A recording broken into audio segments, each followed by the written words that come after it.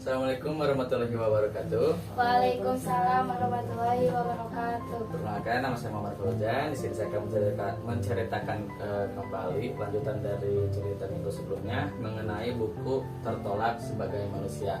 Nah, di cerita sebelumnya bahwa si Yozo ini dia itu kan sekolah ya.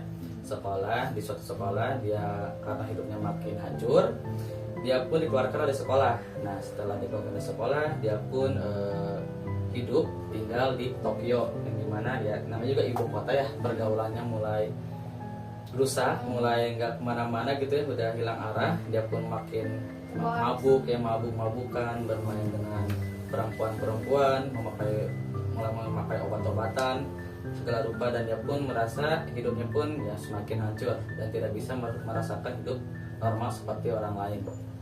Nah, di Tokyo itu bertemu dengan seorang perempuan yang bernama Shizuko, di mana dia ini mempunyai anak seorang kecil. Nah, di sana si Shizuko ini memperlakukan si Yozo ini dengan baik. Nah, tetapi untuk sementara hidupnya si Yozo ini merasa hidupnya ini lebih tenang. Nah, tetap saja di sana si Yozo ini merasa kalau hidupnya ini cuma numpang hidup di si Shizuko itu. Nah, ya pun hubungan mereka pun mulai renggang karena si Yozo ini tidak sukalah dengan hidup yang cuma numpang aja. Nah, dia pun sudahlah asing dengan si Shizuko ini. Kemudian setelah dia pergi dari tempatnya si Shizuko, nah dia pun bertemulah dengan perempuan yang nama Yoshiko. Nah, si Yoshiko ini dia merupakan perempuan yang baik hati, polos, dan si Yozo pun dia pun kagum lah dengan si Yoshiko ini karena si Yoshiko ini mempunyai hati yang bersih, sangat percaya kepada orang lain maupun yang ia temuinya, yang tidak kenal maupun yang dikenalnya. Dia pun kagum. Nah, di sana pun si Yoshiko dan si Yozo ini menikah. Nah, ketika menikah, si Yozo ini mulai si hatinya itu mulai terbangun lah, mulai merasakan hidup yang normal gitu.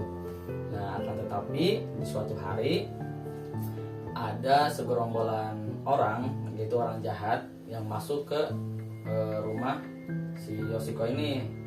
Nah, ketika masuk, si Yoshiko pun mendapati perlakuan yang tidak enak, yaitu dilecehkan oleh orang-orang itu.